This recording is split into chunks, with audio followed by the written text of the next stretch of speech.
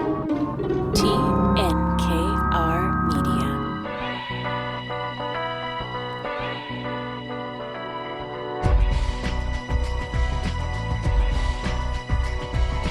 Welcome to today's Entrepreneur, a program about the entrepreneurial spirit that drives Quebec business, presented by FL Montreal. Dan Delmar and Mike Newton with you today. Hey, Mike. Hey, Dan, how are you? Good. How are you? Very good, thank you. Quite excited about this show.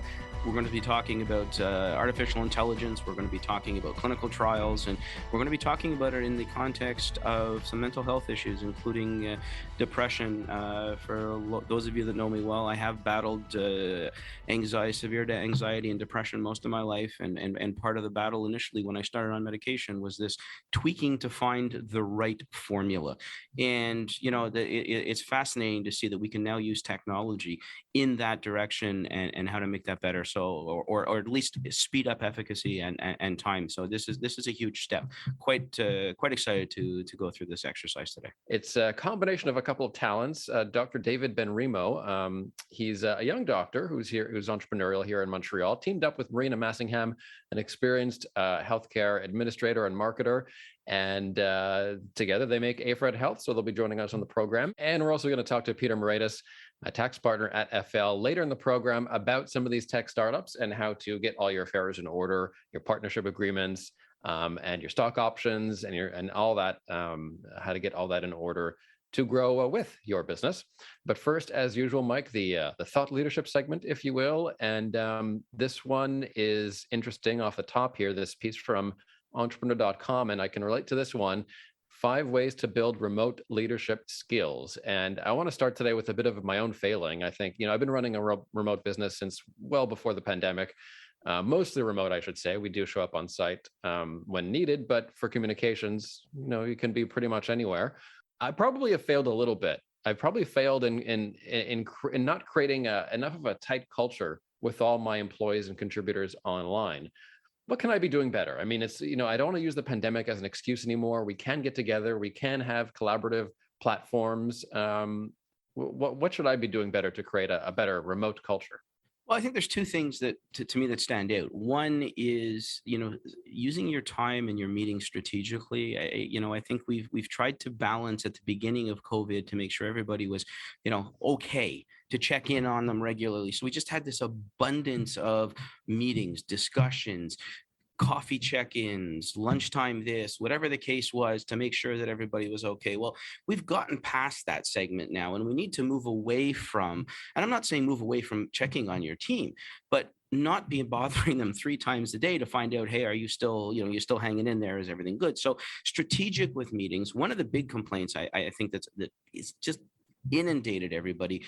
Forget the fact that email seems to have tripled in the last 20 months, is this constant need to be in front of a camera, having a face-to-face meeting. So, and the problem is every single one of them is now being presented to you by way of a formal invite. Okay, I need to talk to you. So here's what it is. Here's the scenario. You have 6, 7 of these formal invitations a day. If you were in the office, half of those, if not more, would likely be conversations over the water cooler at the coffee machine. So what it does is there's this fatigue associated with being on screen. There's a fatigue with saying, hi, how are you? What's going on? And this whole kind of social aspect that we learned at the beginning of COVID, which now we need to find a way to just have it as part of our everyday operations. Excellent point. And this piece from Harvard Business Review on how to take that to the next level, 5 things high-performing teams do differently. And one of them, to your point, is to not rely necessarily on Zooms and to just pick up the phone and have conversations. Yeah, it really is about going back to, strategic conversations. And it doesn't mean that everything has to be orchestrated and everything. But, if you're going to have a check-in, make sure that it is a reasonable and not a forced exercise on people.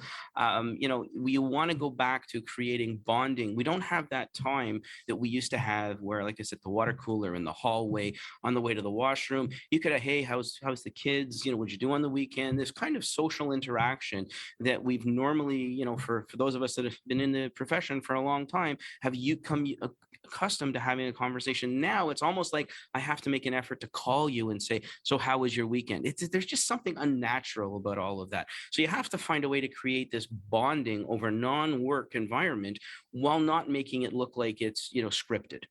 I'm wondering if we should have Zoom hangs or something like that, because some staff members just kind of like being left alone, and others are the Slack types and really want to have to transpose those interactions on programs like Slack. I don't like Slack. I think it's a Yeah. time waster. I'm trying to find a balance, and I still haven't quite found it yet. So you've hit the nail on the head, Dan. And this is communication. It's finding an MO with the way we operate with our team members, understanding person X needs a little more coddling, a little more attention. Person Y works better when you leave them alone. And the way we've learned to do that in the office, and when you walk around in the morning to say hello to people, who wants to have a conversation and those that just want to be left alone while they're doing. We need to find this same environment, and communication is going to play a very, very large role in all of this in order for us to try and find a way to not be too invasive while still making sure that we're not forgetting anybody. And this piece from CNBC, Mike, what is the number one habit successful leaders share, according to executive coaches that have worked with Apple and Twitter? I think the key element here goes way beyond Apple and Twitter.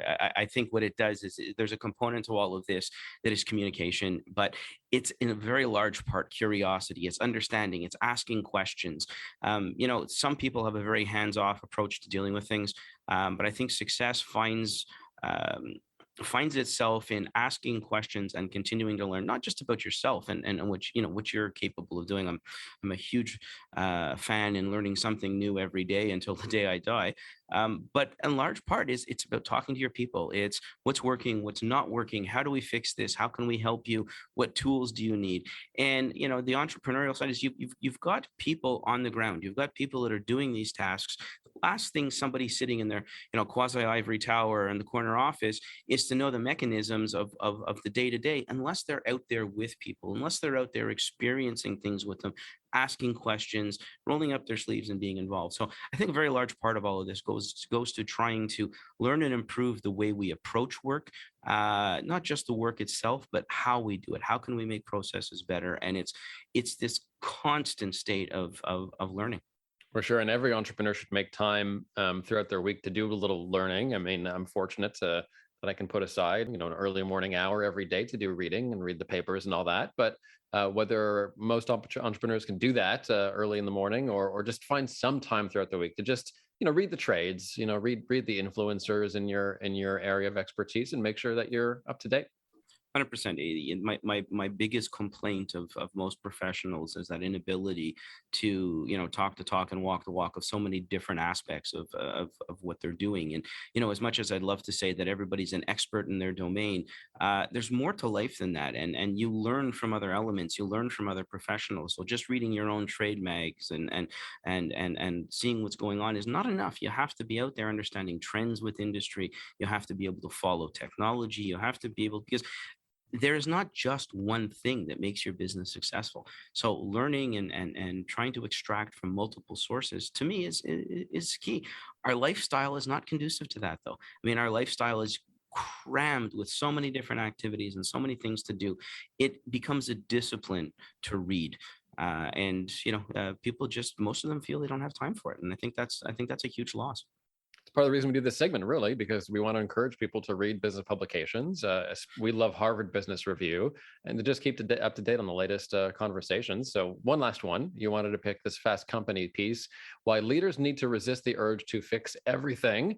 And indeed, some things that seem like problems often are just a symptom of an evolving industry. Maybe we're not keeping as up to date as we should. Maybe it's not a problem so much as something that we need to adapt to.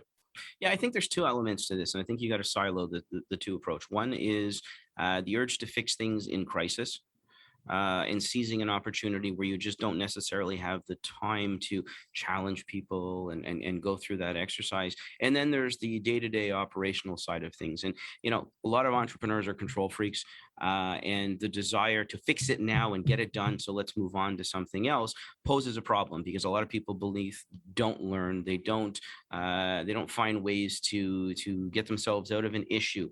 They don't necessarily learn by making a mistake if you fix it for them. I guess not much different than our kids' homework at the end of the day. If you do your kids' homework for them, they're not going to learn. So, there's a fine balance between efficiency, learning and creating people who are problem solvers at the end of the day. But I do go back to that concept. If you're sitting like we were at the beginning of the pandemic, it's not necessarily the time to open the floor for people who are sitting in a panic mode and have never experienced something before. You might not have the latitude of waiting that long in order to do something. And Mike, we're talking tech, and this is a really interesting product. I think for so many years, as you were saying earlier in the program, there's been a trial and error system when it comes to finding the right medication, especially for people suffering from depression. And our two guests today are tackling that problem. Yeah, it's a fascinating side of things. I mean, we all know through COVID, mental wellness or mental health issues have really come to the forefront in many facets, whether that's in your family life or whether that's in the business life. And we're finally starting to lose the stigma associated with a lot of this. So it's nice to see alternative approaches. It's nice to see technology being used in very positive ways. So I'm actually quite fascinated to bring this to the forefront today and get started on this, Dan.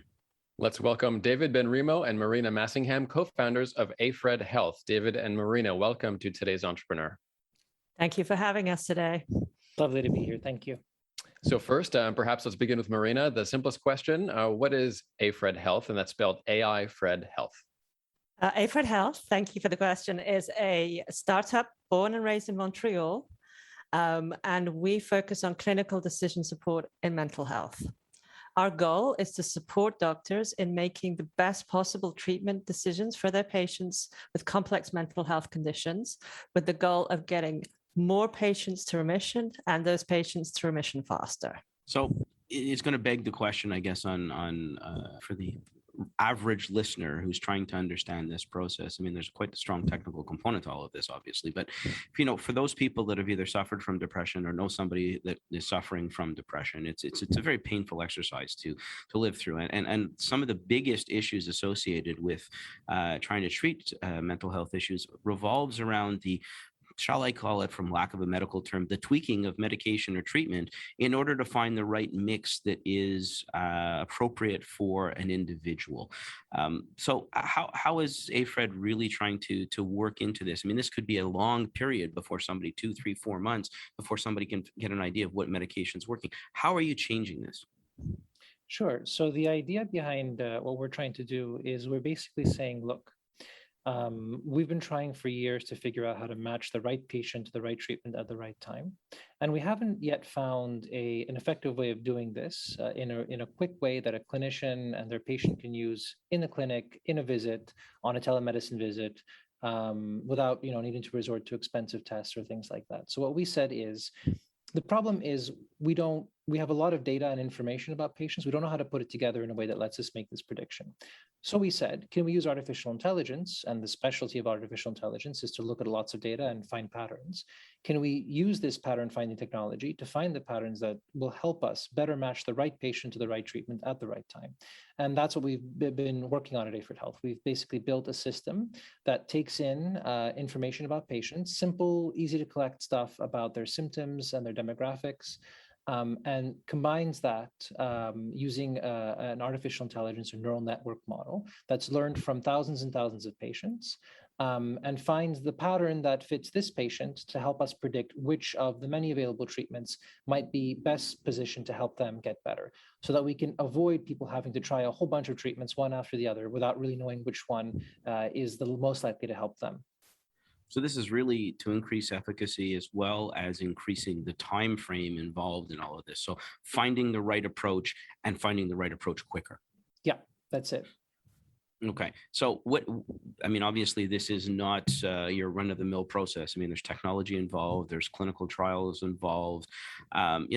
Maybe start us off from the beginning of the conception of the idea through where you are now. And I'm well aware that there are certain parts of this that are, rather delicate, and we won't ask you to go into certain things. But, can you give us a picture from when you started, what brought you to this exercise, obviously from your clinician approach to where you are now and where you want this to go in a time frame? So I think I can give you the beginning, and then I'll pass it off to Marina to tell you a little bit more about how we became a business, a real business. So this all started with some colleagues of mine, Kelly Perlman, Robert Fertilla, Sonia Israel, who are all co-founders of Aifred, having an idea that they wanted to apply to this thing called the X Prize. And they wanted to do that using artificial intelligence to help people who were suffering with depression. So they called me, got involved, and we made a startup together. And the idea was exactly what we've been talking about: to use AI to better target treatments to patients with depression. And so we were going along, and we were building out our technology, planning our initial studies, and we realized what we need. Is we need a real CEO, somebody who knows business, somebody who can take us from being a bunch of very clever people with an idea that it looks like it's going to work to a business that can actually execute this idea and bring it out into the market. And so we were very, very blessed to find Marina, and I'll let Marina take it from there. So for me, when I joined Aifred as professional CEO in early January of 2019, the team was already working on their AI model, but what they hadn't been yet able to do was to put any structure around the business, any operations, any processes. And having been in two startups myself previously within Canada, I was able to help on that side, able to help to put in basic business processes, but also raise funding. So in the summer of 2019, we raised a pre-seed round. And in December of last year, we raised a seed round. And we've used those pieces of funding to really fund our research, to do both pilot projects and in-depth studies with real patients and real clinicians in partnership with institutions here in Montreal. And now we are using those funds to prepare for our clinical trial. So Marina, maybe take a step back here. I mean, AI or artificial intelligence is, we're throwing it around here like people understand what it means. I think for a lot of people, AI could be synonymous to automation of processes, which is not at all what we're talking about here. AI is, I guess, the intellectual side of machine learning and machine thinking. And, how would this change from, just traditional clinical trials where we use data entry and where we're going? Because I know that one of the issues that we have when we're trying to explain the AI component to people is you still need people at the end. You still need somebody analyzing the data. You're not eliminating the doctor, or in this case, you're not eliminating the clinician. You're basically adding another tool to the arsenal. Exactly. So really, the AI here is about pattern recognition. It's about finding, basically looking at patient data, understanding how that fits with all the other data that the model has learned from, and using that to make predictions about what might help this patient. And it's all meant to be a tool. It's almost as if it was a digital blood test, if you will, right? We're taking a sample from a patient. In this case, it's data instead of a blood sample. That data goes into the AI model. So it goes into the AI model instead of going into, for example, a machine that analyzes blood samples. And it produces a result that the clinician can then interpret and use to help make their clinical decisions. At no point do we replace the clinician. We don't make any decisions that aren't actually taken by the clinician themselves. So a large part of this then ultimately is really about having a proper database, I would assume, right? Having access. If you're looking at trends, you're not only looking at that individual trend, but you're looking at trends of other people that have led to certain treatments or certain outcomes, and analyze like that. Yeah, that's exactly right. So we had to put together data from over 10,000 patients who've gone through antidepressant trials before, and that's the data we use to train our model. Guys, tell me first about where this product is going. So in the future, you're going to be going through targeting a few different areas in particular, mental health included. But what is your area of research currently, and what is the next big breakthrough in this field? So our current area of focus is depression. It's a very complex condition, as you've described, and we're taking our AI model into clinical trial, because when you apply a model like this to help clinicians to make their decisions, you need to make sure that there is rigor in the way that the model has been built and what it takes in, how it's been trained. And so taking the model into full-scale regulatory clinical trial, 350 patients over 10 sites across North America, so both Canada and in the US, is a very necessary step to get to regulatory approval from Health Canada and from the FDA, so this technology can be available to clinicians in order to use it with their patients. Yes. So the clinical trial we're working on is very interesting because essentially what we're doing is we're testing this assistive tool to clinicians in this trial. And it's actually a fairly novel kind of tool to test in this field, where we've worked very hard to build a clinical trial design that is going to capture all of the aspects we need, and that's really going to robustly show that our tool can help improve patient outcomes. So when we look at this, I mean, this is not just trying to tweak the proper medication here. You're talking about anything in terms of different types of treatments, and whether that is psychotherapy, whether it's medication, whether it is, you're looking to take this data from 10,000 people and try and find a pattern and an approach that's then going to give the clinician tools to then determine whether they should go direction A, direction B, direction C in treating an individual. So our AI model actually currently focuses on medications because that's what there's the most data available for. However, we build our data model into a clinical algorithm, and this clinical algorithm is based on existing best practice guidelines that we've taken and turned into a little assistant, basically. And this assistant does provide information about psychotherapy and other important things that the clinician might want to consider when they're treating the patient. So to take this to a business angle, I mean, this is a startup entity. This is something that ultimately, at the end of the day, it's nice to say you had all the money in your own pockets, but I mean, you have to go through rounds of financing. You have to take this as, I guess people are familiar with the biotech environment and building that. Now we're getting into AI, which kind of is a little bit out there for a lot of people. Is this pretty much the same way as you would approach a biotech company? And Marina, you said you'd worked on a couple of previous startups. Like, where's the similarities here in what we're looking at? The process of raising financing is very similar. So I co-founded a specialty pharma company and had exit in 2015. The stages you go through to raise financing are very standard, both within AI and health, more broadly digital health technologies, and more broadly health overall. I think what is very different is the amount of money that you need to raise in order to conduct a clinical trial.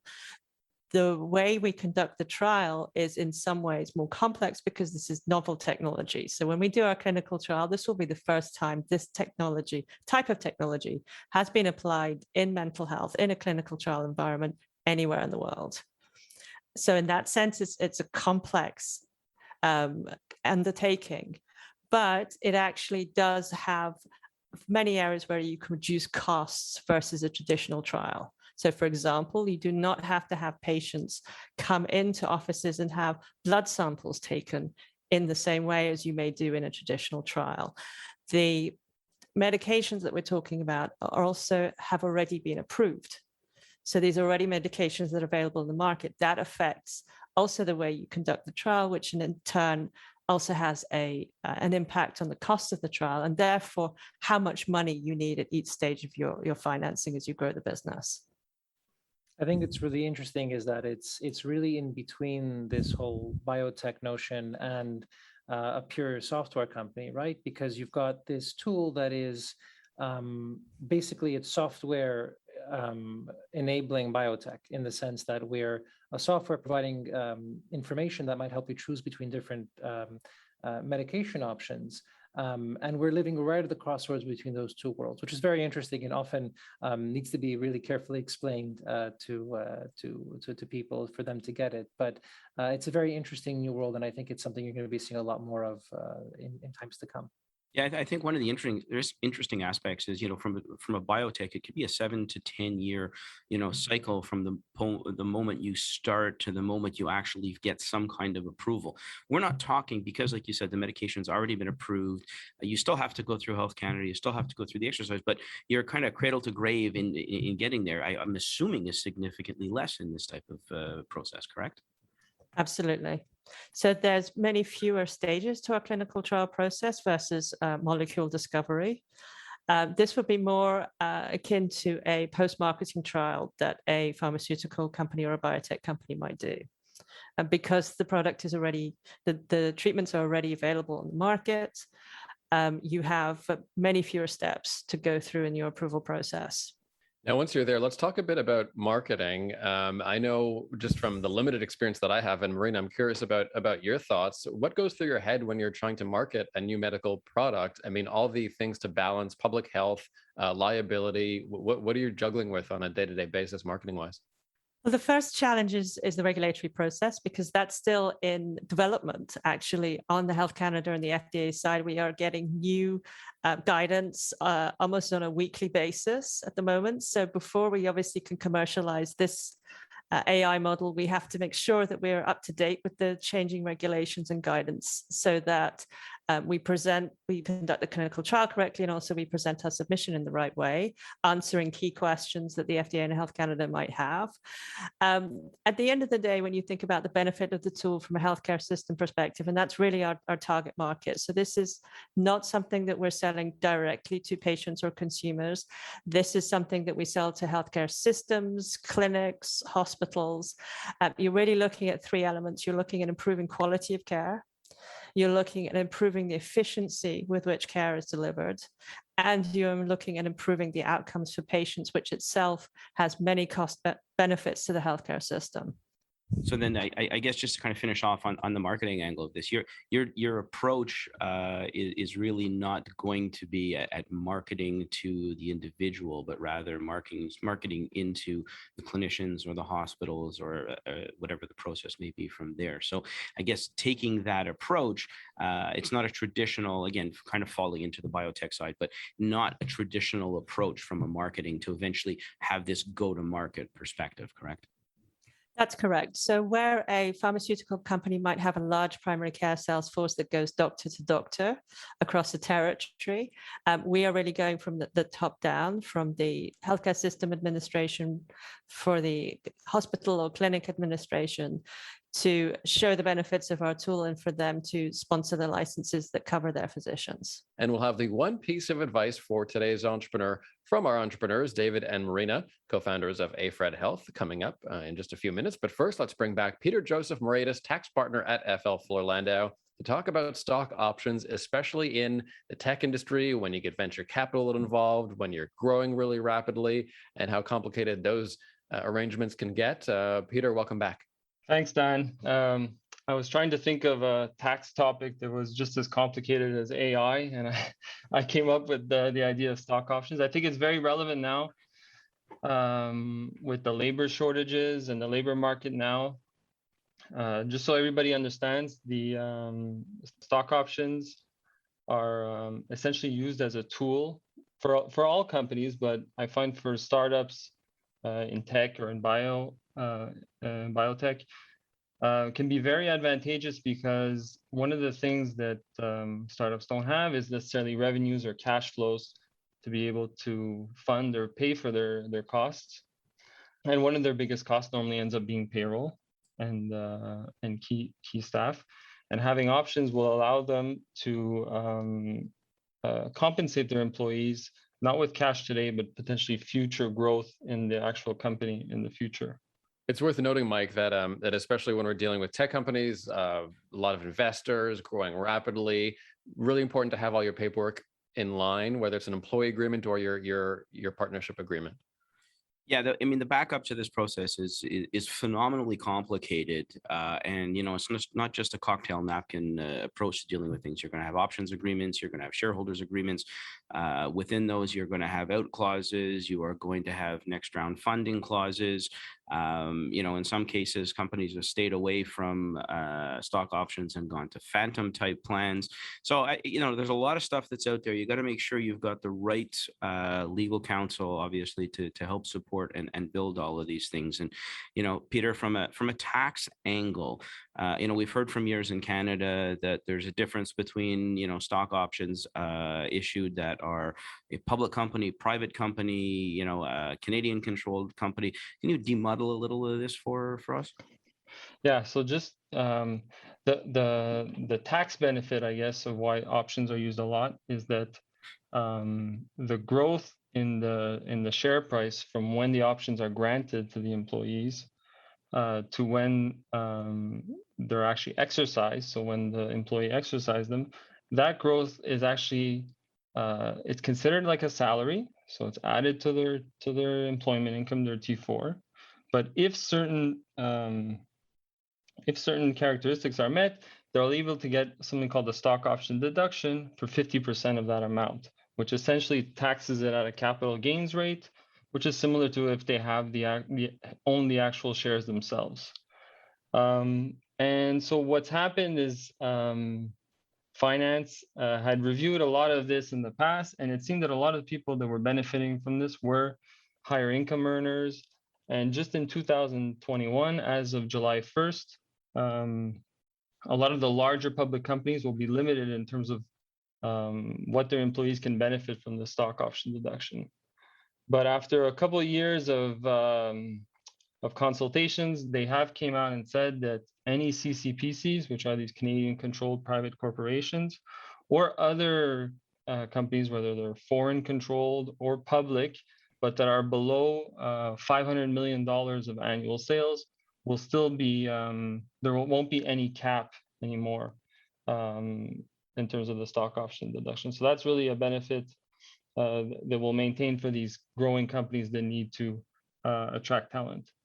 So very rarely do I put my CPA geek hat on, but when it comes to financial statement presentation on a lot of these issues, I mean, these are very complex processes in terms of funding employment and trying to find a way to keep your employees compensated and involved. And I got to tell you that when I went through finance at McGill, I never thought I'd actually see a use for the Black-Scholes pricing model, but it actually has a place in all of this, and it is a very complex exercise. So the option approach is very good, but you also have to weigh the costs associated with it. Many small companies over the years have tried using the stock options and have found that ultimately they weren't big enough, and the costs associated with trying to put a plan in place was just overwhelmingly laborious and costly to them. Maybe just to finish off, Pete, just a little bit in terms of the venture capital side of maybe the dilution on some of these things and what that ultimately means to my stock options. I think one of the things is, even for founders, let's say we talk about the employees here, but even for founders after a capital raise, they'll see their interest diluted, and because of the tax benefits, we see like a lot of founders themselves, even though they already have equity in the business, they might want to be able to grow their share of the business and have a tax benefit to their comp package, essentially. So that's something that really gets that we really see a lot in the industry. Yeah, a lot of people feel ultimately at the end of the day that they're giving up a percentage by either VC or whatever the scenario may be, but ultimately at the end of the day, 100% of nothing is certainly not worth more than 40% of something worth a lot more. So if you're going to go this route, again, it's long term, it's valuation, and it's a much bigger play, but not for the faint of heart, Pete, when it comes to stock options. So thanks a lot for the insight into there. Thank you, Peter Joseph Moretus. Thanks so much. And now to conclude the show, let's turn to Marina Massingham and Dr. David Benrimoh from Aifred Health, and let's ask them for their one piece of advice for today's entrepreneur. Marina, would you like to begin? I would say my one piece of advice is, assuming you have an idea you're passionate about and assuming it solves a big problem, make sure you gather a stellar team around you. I'm a big believer that a startup is only as good as the team that propels the idea and builds the company.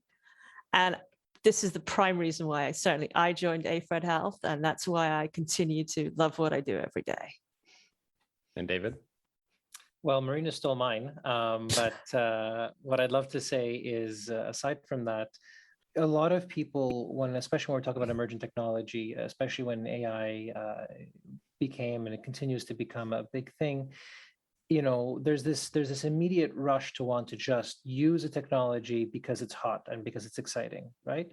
when actually what you should be doing is figuring out that problem that you're passionate about and building a solution that solves that problem. Because no one wants to buy a company or buy from a company that builds technology without a purpose. You want to really have a problem and then solve that problem using the appropriate tech. And that's why at Aifred, we thought long and hard about what the appropriate technology was, and it turned out to be AI, but we had reasons for it. So what I would say to entrepreneurs is pick the right tech for your problem, not the right problem for your tech. Great advice. Dr. David Benrimoh, Marina Massingham, co-founders of Aifred Health. That's spelled Aifred Health, if you want to check them out. Thanks so much for your contribution today. And that'll do it for this week, Mike. See you back here next week. And a reminder, you can subscribe to Today's Entrepreneur as a podcast on iHeartRadio, iTunes, or your favorite platform. And also log on to the website, today'sentrepreneur.org, for hundreds of local entrepreneur profiles. Have a great week and see you back here next week, Mike. As always, thanks, Dan.